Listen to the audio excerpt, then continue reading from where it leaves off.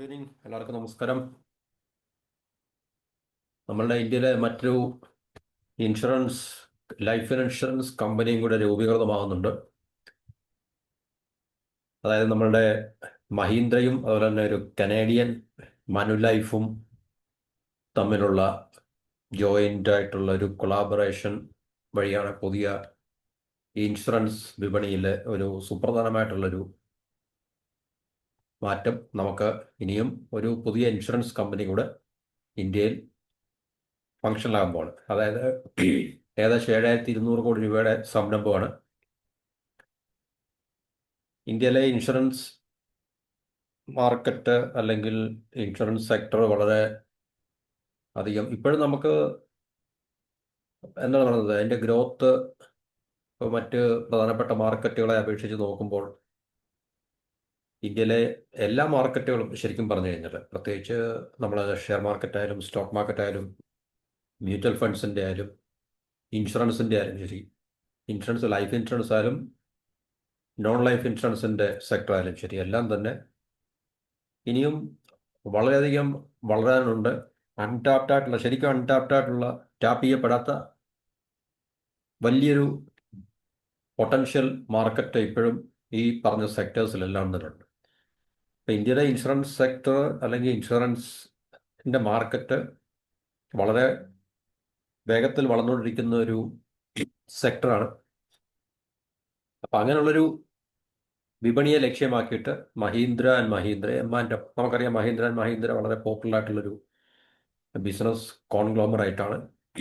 അതുപോലെ തന്നെ Canadian based ആയിട്ടുള്ള ഇൻഷുറൻസ് കമ്പനിയുണ്ട്, മനുലൈഫ് ഫൈനാൻഷ്യൽ കോർപ്പറേഷൻ. അത് അവിടുത്തെ ഏറ്റവും വലിയൊരു ഫീമാകാരനാണെന്നാണ് പറയുന്നത്. ഇൻഷുറൻസ് ഫീമിനാണ്, ഏറ്റവും വലിയ കമ്പനിയാണ്.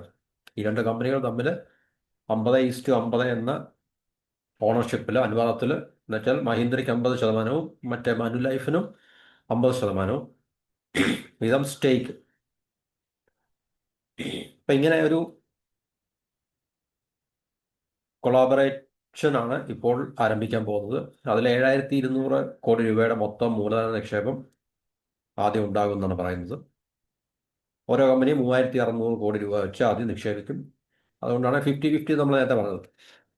ആദ്യത്തെ 5 വർഷത്തിനുള്ളിൽ 1,250 കോടി രൂപയുടെ പ്രാഥമിക നിക്ഷേപം ഓരോരുത്തരും നടത്തുന്നതാണ് റിപ്പോർട്ടുകൾ പറയുന്നത്. 1,250 എന്ന് പറയുമ്പോൾ ഏകദേശം 2,500 കോടി രൂപ ആദ്യത്തെ 5 വർഷം.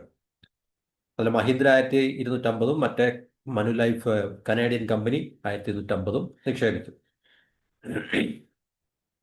വില്ലേജ് അർദ്ധനഗര മേഖലകളിലൊക്കെ തന്നെ, കാരണം ഇപ്പോഴും ഈ പറഞ്ഞ ഇടങ്ങളൊക്കെയാണ് നമുക്ക് ശരിക്കും പറഞ്ഞു കഴിഞ്ഞാൽ ഇതുപോലുള്ള, ഇപ്പോൾ ബാങ്കിങ്ങിൻ്റെ ആയാലും ശരി, ബാങ്കൊക്കെ ഇപ്പം ബാങ്കിങ് സർവീസുകളൊക്കെ തന്നെ ഏകദേശം ഇന്ത്യയുടെ മുക്കിനും മൂലിലൊക്കെ പടർന്ന് വ്യാപിച്ചു കഴിഞ്ഞു.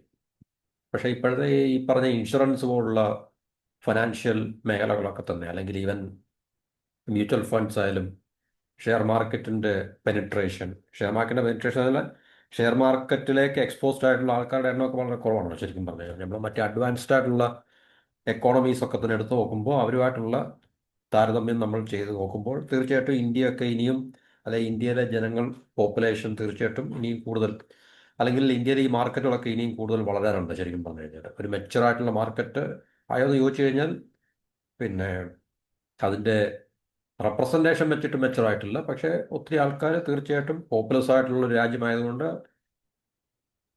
ഒരുപക്ഷെ മറ്റു രാജ്യങ്ങളെ അപേക്ഷിച്ച് കൂടുതൽ ആൾക്കാർ അത് പാർട്ടിസിപ്പേറ്റ് ചെയ്യുന്നുണ്ടായിരിക്കും. പക്ഷേ നമ്മൾ ഇന്ത്യയെ സംബന്ധിച്ച് പറയുമ്പോൾ അത് മെച്ചുവറായിട്ടുള്ള മാർക്കറ്റുകളൊന്നും തന്നെ ആയിട്ടില്ല. നമ്മൾ മെച്ചുവറായിട്ടുള്ളൊരു മാർക്കറ്റായി മാറിക്കൊണ്ടിരിക്കുകയാണ്. അതിനുള്ള പൊട്ടൻഷ്യൽ ഉണ്ട്, കാരണം സൈസ് ഉണ്ട്, പോപ്പുലേഷൻ ഉണ്ട്, എല്ലാം ഉണ്ട്. അപ്പോൾ ഇന്ത്യയുടെ വില്ലേജ്, അതുപോലെ തന്നെ അർദ്ധനഗര മേഖലകൾ, ഈ പറഞ്ഞ ഇടങ്ങളിലൊക്കെ തന്നെ ഉള്ള വിപണികൾ ടാപ്പ് ചെയ്യുക അല്ലെങ്കിൽ എക്സ്പ്ലോയിറ്റ് ചെയ്യുക എന്നുള്ള ഉദ്ദേശത്തിലാണ്. അവരുടെ പ്രധാന ലക്ഷ്യം ഈ പറഞ്ഞ വിപണികളാണ് ശരിക്കും പറഞ്ഞാൽ. മെട്രോ നഗരങ്ങളോ അല്ലെങ്കിൽ മെട്രോ ഇടങ്ങളോ അല്ലെങ്കിൽ അതുപോലുള്ള വൻകിട നഗരങ്ങളൊന്നും അല്ല, ഗ്രാമീണ അർദ്ധനഗര മേഖലകളിലാണ് ശരിക്കും അവരുടെ ഫോക്കസ്. അപ്പോൾ ഇൻഷുറൻസിൽ അവരിപ്പോൾ ആദ്യമായിട്ടാണ് ഇൻഷുറൻസ് കമ്പനി തുടങ്ങാൻ പോകുന്നത്. അതിന് മുമ്പ് തന്നെ അവർ മ്യൂച്വൽ ഫണ്ടിൽ 2020 ഈ രണ്ട് കമ്പനികൾ തമ്മിൽ ഒരുമിച്ച് മ്യൂച്വൽ ഫണ്ട് ആരംഭിച്ചിട്ടുണ്ടായിരുന്നു. മഹീന്ദ്ര മനുലൈഫ് ഇൻവെസ്റ്റ്മെന്റ് മാനേജ്മെന്റ് എന്ന mutual fund asset management company. അപ്പോൾ ഈ രണ്ട് കമ്പനികൾ തമ്മിൽ ആ മേഖലയിൽ ഒരുമിച്ച് സഹകരിക്കുന്നുണ്ട്. അപ്പോൾ ആ ഉള്ള അവരുടെ പരസ്പരമുള്ള വിശ്വാസവും അല്ലെങ്കിൽ പരസ്പരം അവർക്ക് ഒരുമിച്ച് കൈകോർത്ത് മ്യൂച്വൽ ഫണ്ട് മേഖലയിൽ പ്രവർത്തിക്കാൻ കഴിഞ്ഞതിൻ്റെ ഫലമായിട്ട് അവർ ഈ പറഞ്ഞ ഇൻഷുറൻസ് മേഖലയിലേക്കും അവരുടെ കോർപ്പറേറ്റ് റിലേഷൻ അല്ലെങ്കിൽ ബിസിനസ് റിലേഷൻ കൂടുതൽ ശക്തിപ്പെടുത്തുകയും വ്യാപിപ്പിക്കാനും അവർ ശ്രമിക്കുകയാണ്. അപ്പം ഭാവിയിലെ മറ്റു പല മേഖലകളിലും ഒരുപക്ഷെ ഈ പറഞ്ഞ രണ്ട് കമ്പനികൾ തമ്മിൽ കൂടുതലായിട്ടുള്ള എന്താണ് പറയുന്നത് വെഞ്ചേഴ്സ് നമുക്ക് ഒരുപക്ഷെ കാണുവാൻ സാധിക്കും. ഗ്രാമീണ അർത്ഥനഗര മേഖലകളിലെ ഉപയോക്താക്കൾക്ക് അല്ലെങ്കിൽ കൺസ്യൂമേഴ്സിന് ഇൻഷുറൻസ് പരിരക്ഷ നൽകുന്നതിലായിരിക്കും ഒന്നാം സ്ഥാനം. അതുപോലെ തന്നെ നഗര ഉപയോക്താക്കൾക്കായിട്ട് മികച്ച സംരക്ഷണ ഇൻഷുറൻസ് സേവനങ്ങൾ നൽകാനും ഈ പറഞ്ഞ കമ്പനിയുടെ ലക്ഷ്യമായിട്ട് അവർ പറയുന്നുണ്ട്. 2047 എല്ലാവർക്കും ഇൻഷുറൻസ് എന്ന ഇന്ത്യയുടെ ദേശീയ കാഴ്ചപ്പാട്, ഇന്ത്യൻ നമ്മളുടെ സർക്കാരിൻ്റെ ദേശീയ കാഴ്ചപ്പാട് 2047 ആകുമ്പോഴത്തേക്ക്, അതായത് 100 വർഷം നമ്മളുടെ സ്വാതന്ത്ര്യം കിട്ടി 100 വർഷം ആകുമ്പോഴത്തേക്കും ഇന്ത്യയിൽ ആർക്കും തന്നെ ഇൻഷുറൻസ് ഇല്ലാതാകരുത്, എല്ലാവർക്കും ഇൻഷുറൻസ്, ലൈഫ് ഇൻഷുറൻസ് ഉണ്ടാകണം എന്നുള്ള ഒരു കാഴ്ചപ്പാടിൻ്റെ ചുവട് പിടിച്ചാണ്, അല്ലെങ്കിൽ ആ ഒരു കാഴ്ചപ്പാടുമായിട്ട് സംയോജിച്ചായിരിക്കും അവരുടെ പ്രവർത്തനം. എന്ന് വെച്ചാൽ കൂടുതൽ ആൾക്കാരെ ഇൻഷുറൻസിൻ്റെ പരിരക്ഷയിലേക്ക്, ഇൻഷുറൻസിൻ്റെ നെറ്റിലേക്ക് കൊണ്ടുവരിക എന്നുള്ളതായിരിക്കും അവരുടെ ഉദ്ദേശം. അതിന് ഗ്രാമീണ അർത്ഥനഗര മേഖലകളിലെ ഇൻഷുറൻസ് പരിരക്ഷ നൽകുന്നതിൽ ഒന്നാം സ്ഥാനത്തെത്തുക, എന്നുവെച്ചാൽ മറ്റുള്ള ലൈഫ് ഇൻഷുറൻസ് കമ്പനികളിലേക്കാളും മെച്ചപ്പെട്ട സേവനങ്ങളും അതുപോലെ തന്നെ മെച്ചപ്പെട്ട portfolio, financial portfolio, insurance portfolio ഒക്കെ നൽകിക്കൊണ്ട് അതുപോലെ തന്നെ നഗരങ്ങളിലെ ഉപയോക്താക്കൾക്ക് വേണ്ടി മികച്ച സംരക്ഷണ ഇൻഷുറൻസിൻ്റെ സേവനങ്ങൾ എന്നുവെച്ചാൽ ഉപയോക്താക്കൾക്ക് കോസ്റ്റ് ഇഫക്റ്റീവായിട്ട് അതിൽ മെച്ചപ്പെട്ട ഇൻഷുറൻസ് സേവനങ്ങളുമായിട്ട് നഗരങ്ങളിലെ ഉപയോക്താക്കൾക്ക് വേണ്ടി അത് എത്തിച്ചു കൊടുക്കുക എന്നുള്ള ലക്ഷ്യവും ഈ കമ്പനികൾക്ക് ഉണ്ടെന്നാണ് നമുക്ക് അവരുടെ ജോയിൻ്റ് ആയിട്ടുള്ള സ്റ്റേറ്റ്മെൻറ്റിൽ കൂടി നമുക്ക് മനസ്സിലാക്കാൻ സാധിക്കുന്നത്. അപ്പോൾ ശക്തമായിട്ടുള്ള വിതരണ ശൃംഖല വേണം നമുക്ക്. ഇൻഷുറൻസ് കമ്പനി ഇപ്പോൾ ലൈഫ് ഇൻഷുറൻസ് നമുക്കറിയാം, ലൈഫ് ഇൻഷുറൻസ് ഇന്ത്യയിലെ എല്ലാ മുക്കിലും മൂലയിലും അവരുടെ വിതരണ ശൃംഖല ഉള്ളതുകൊണ്ട് തീർച്ചയായിട്ടും ഇന്ത്യയിൽ മൊത്തമായി പടർന്ന് പന്തലിച്ച് വ്യാപിച്ചു കിടക്കുന്ന ഒരു ഇൻഷുറൻസ് കമ്പനിയാണ് ലൈഫ് ഇൻഷുറൻസ്, നമ്മുടെ LIC എന്ന് പറയുന്നത്, ഗവൺമെൻറ്റിൻ്റെ. അപ്പോൾ അവർക്ക് കമ്പനിയൊക്കെ തുടങ്ങാൻ എളുപ്പമായിരിക്കും, പക്ഷേ വിതരണ ശൃംഖല രാജ്യത്ത് ഉടനീളം അവർക്ക് വ്യാപിപ്പിച്ചാൽ മാത്രമേ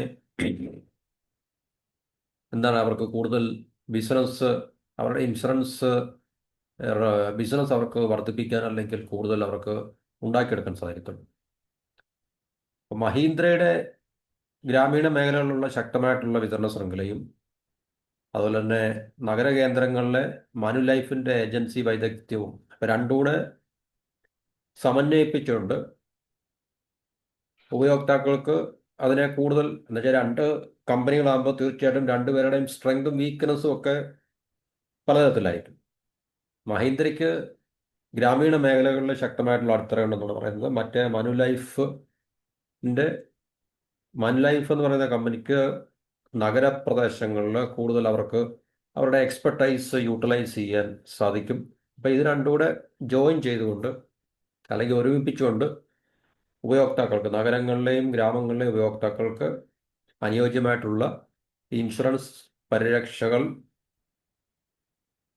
അല്ലെങ്കിൽ ഇൻഷുറൻസ് സേവനങ്ങൾ നൽകുന്നതിൽ ഒരു പ്രാധാന്യം കമ്പനി കൊടുക്കുന്നുണ്ട്. അപ്പോൾ അങ്ങനെ ഡിജിറ്റൽ ഇൻഷുറൻസ് കമ്പനി എന്ന് വെച്ചാൽ ഡിജിറ്റൽ ടെക്നോളജിയെ കൂടുതൽ ഉപയോഗിച്ചുകൊണ്ട് അങ്ങനെ ഒരു ഇൻഷുറൻസ് കമ്പനി കെട്ടിപ്പടുക്കാനാണ് ഈ പറഞ്ഞ ഇരു കമ്പനികളും ഉദ്ദേശിക്കുന്നതെന്നാണ് Mahindra group CEO doctor Aneesh Shah പറയുന്നത്. തീർച്ചയായിട്ടും നമുക്കറിയാം ടെക്നോളജിയെ കൂടുതൽ ഇന്നെല്ലാവരും ആശ്രയിക്കുന്നുണ്ട്. ടെക്നോളജി ഇല്ലാതെ, പ്രത്യേകിച്ച് ഡിജിറ്റൽ ടെക്നോളജി ഇല്ലാതെ ഒരു കാര്യവും നടക്കത്തില്ല. അപ്പോൾ ഡിജിറ്റൽ ടെക്നോളജിയെ കൂടുതൽ, അതിൻ്റെ വ്യത്യസ്തമായിട്ടുള്ള വശങ്ങളെ കൂടുതൽ ഉപയോഗിച്ചുകൊണ്ട് ഒരു ഡിജിറ്റൽ ടെക്നോളജി ബേസ്ഡ് ആയിട്ടുള്ള ഡിജിറ്റൽ ഇൻഷുറൻസ് കമ്പനി ഉണ്ടാക്കിയെടുക്കുക എന്നുള്ളതാണ് ഈ രണ്ട് കമ്പനികളുടെയും ഉദ്ദേശം അപ്പോൾ അങ്ങനെ കൂടുതൽ ആൾക്കാർക്ക് ഇപ്പം നമുക്കറിയാം മൊബൈൽ ഫോണും സ്മാർട്ട് ഫോണും വ്യത്യസ്തമായിട്ടുള്ള ആപ്ലിക്കേഷൻസും ഡിജിറ്റൽ ടെക്നോളജിയൊക്കെ ഉള്ളത് കൊണ്ട് കാര്യങ്ങൾ ഇന്ന് വളരെ എളുപ്പത്തിൽ ചെയ്യാവുന്നതാണ്. പ്രത്യേകിച്ച് ഇത് കൈകാര്യം ചെയ്യാൻ അറിയാവുന്ന ആൾക്കാർക്ക് വളരെ ഈസി ആയിട്ട് ഇന്നത്തെ ഇന്ത്യയിൽ നമുക്ക് ഇതുപോലുള്ള സേവനങ്ങൾ, ഇപ്പോൾ ബാങ്കിങ് സർവീസ് ആയാലും ഇൻഷുറൻസ് ആയാലും മ്യൂച്വൽ ഫണ്ട് ആയാലും ഷെയർ മാർക്കറ്റിൻ്റെ കാര്യങ്ങളായാലും എല്ലാം തന്നെ മൊബൈൽ ഫോണിൽ നമുക്കിന്ന് വളരെ എളുപ്പം നമുക്ക് ആക്സസ് ചെയ്യാൻ പറ്റും. അപ്പോൾ തീർച്ചയായിട്ടും അവർ ഉദ്ദേശിക്കുന്നത് അത് തന്നെയാണ്. മൊബൈൽ ടെക്നോളജി, ഡിജിറ്റൽ ടെക്നോളജിയൊക്കെ ഇപ്പോൾ ഇന്ത്യയിൽ വളരെ വ്യാപകമായിരിക്കുന്ന ഈ ഒരു അവസരത്തിൽ അതിനെ ഫലപ്രദമായിട്ട് ഉപയോഗിച്ച് ഇത് പൂർണ്ണമായിട്ട് ഒരു ഡിജിറ്റൽ ബേസ്ഡ് അല്ലെങ്കിൽ ഡിജിറ്റൽ ടെക്നോളജി ബേസ്ഡ് ആയിട്ടുള്ള ഇൻഷുറൻസ് കമ്പനിയാക്കി മാറ്റിയെടുക്കുക എന്നുള്ളതാണ് അവരുടെ ഉദ്ദേശം എന്നുള്ളത്. അപ്പോൾ ഇന്ത്യൻ വിപണിയിൽ, ഇൻഷുറൻസ് വിപണിയിൽ ഇവർക്ക് കൂടുതൽ സാന്നിധ്യം ഉണ്ടാക്കിയെടുക്കുക എന്നുള്ളത് ഇരു കമ്പനികളുടെയും ലക്ഷ്യമാണ്. കാരണം അതിപ്പോൾ ഏത് കമ്പനി തുടങ്ങിക്കഴിഞ്ഞാലും അങ്ങനെ തന്നെയാണ്. കാരണം ഇതൊക്കെ നമുക്കറിയാം, ചെറിയ കമ്പനികൾക്കൊന്നും ഇത് തുടങ്ങാനും പറ്റത്തില്ല. കാരണം 7200 കോടി രൂപയുടെ ഇൻവെസ്റ്റ്മെന്റ് എന്നൊക്കെ പറഞ്ഞു കഴിഞ്ഞാൽ നിസ്സാര കാര്യമൊന്നുമില്ല. അതൊക്കെ വമ്പൻ കോർപ്പറേഷൻസിന് മാത്രം ചെയ്യാൻ കഴിയുന്നതാണ്. ഇപ്പം മഹീന്ദ്ര ആൻഡ് മഹീന്ദ്ര അവർക്ക് ഈ ഒരു സെക്ടറിലൊന്നും അവർക്ക് എക്സ്പീരിയൻസ് ഇല്ലെങ്കിൽ തന്നെ മറ്റേ കനേഡിയൻ കമ്പനിക്ക് അവർ തീർച്ചയായിട്ടും ഈ ഒരു മേഖലയിൽ ഒക്കെ തന്നെ അവർക്ക് പ്രവർത്തിക്കുന്നുണ്ട്. ഇതിൻ്റെ എക്സ്പെർട്ടൈസ് അവർക്ക് തീർച്ചയായിട്ടും ഉപയോഗപ്പെടുത്താൻ മഹീന്ദ്രയ്ക്കും സാധിക്കുന്നതാണ്. അപ്പോൾ അത് രാജ്യത്തിൻ്റെ ഭാവിയിൽ ഉണ്ടാകുന്ന സമ്പദ് വളർച്ചയ്ക്കൊപ്പം അവരുടെ ഇൻഷുറൻസ് കമ്പനിയെ വളർത്തിയെടുക്കുക, അങ്ങനെ കൂടുതൽ ആൾക്കാരെ ഇൻഷുറൻസിൻ്റെ പരിരക്ഷയിൽ അല്ലെങ്കിൽ ഇൻഷുറൻസിൻ്റെ നെറ്റിലേക്ക് കൊണ്ടുവരിക എന്നുള്ള ഉദ്ദേശവും കമ്പനിക്കുണ്ട് എന്ന് മനുലൈഫ് CEO അറിയിച്ചിട്ടുണ്ട്. അപ്പോൾ ഇത് നമുക്ക് ഇൻഷുറൻസ് റെഗുലേറ്ററി അതോറിറ്റി ഉണ്ട് ഇന്ത്യയിൽ.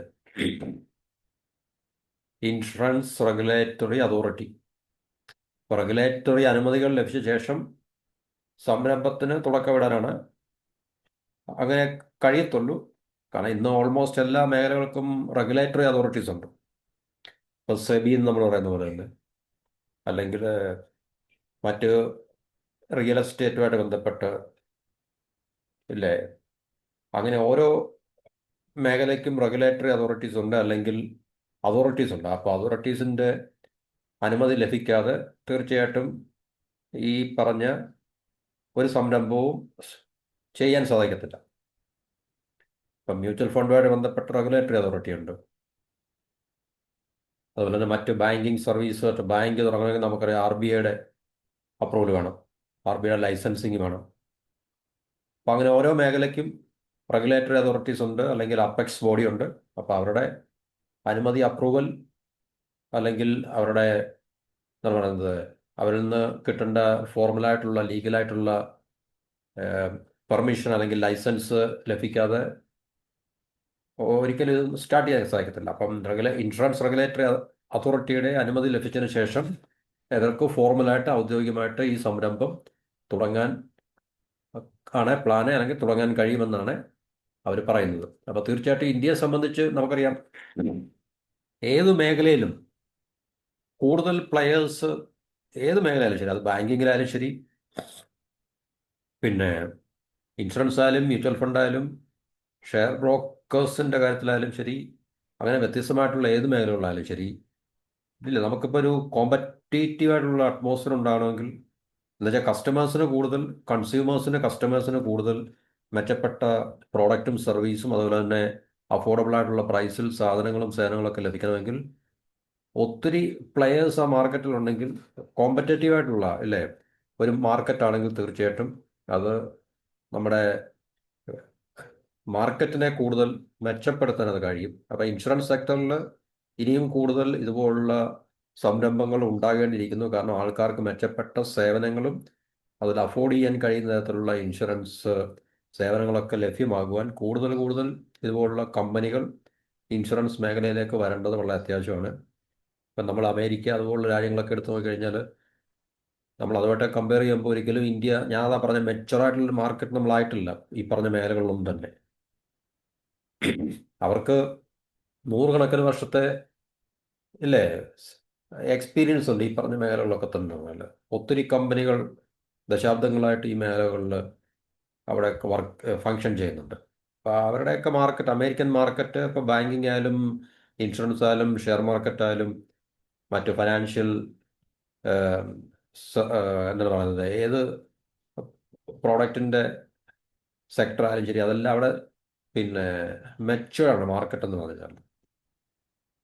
പക്ഷെ നമ്മളെ സംബന്ധിച്ച് നമ്മൾ വളർന്നു വരുന്ന ഒരു സമ്പദ് വ്യവസ്ഥ ആയതുകൊണ്ട് മാത്രം അതുപോലെ തന്നെ എല്ലാ ജനങ്ങളിലേക്കും ഈ കാര്യങ്ങളൊന്നും തന്നെ എത്തിയിട്ടില്ല സാധാരണ.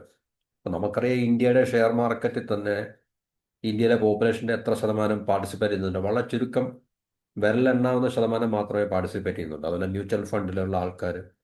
പക്ഷെ അതൊക്കെ കൂടി വരുന്നുണ്ട്. കൂടുതൽ കൂടുതൽ ആൾക്കാർ മ്യൂച്വൽ ഫണ്ടിൽ നിന്ന് പാർട്ടിസിപ്പേറ്റ് ചെയ്യുന്നുണ്ട്. അപ്പോൾ അതിന് കാരണം ഒന്ന്, ആൾക്കാരുടെ ഫൈനാൻഷ്യൽ അവയർനെസ് കൂടി വരികയാണ്. പിന്നെ രണ്ട്, ഇന്ന് ഒരു മൊബൈൽ കയ്യിലുണ്ടെങ്കിൽ നമുക്ക് എളുപ്പം കാര്യങ്ങൾ സാധിച്ചെടുക്കുവാൻ കഴിയും. പിന്നെ ഈ പറഞ്ഞ മാർക്കറ്റിനകത്തിൽ ഒത്തിരി ഇതുപോലുള്ള സംരംഭങ്ങൾ ഒത്തിരി കമ്പനികളുണ്ട്, കോമ്പറ്റീറ്റീവാണ്. അപ്പോൾ അങ്ങനെയുള്ള പല കാരണങ്ങൾ നമ്മൾ കൺസിഡർ ചെയ്യുമ്പോൾ മാത്രമേ ഇത്.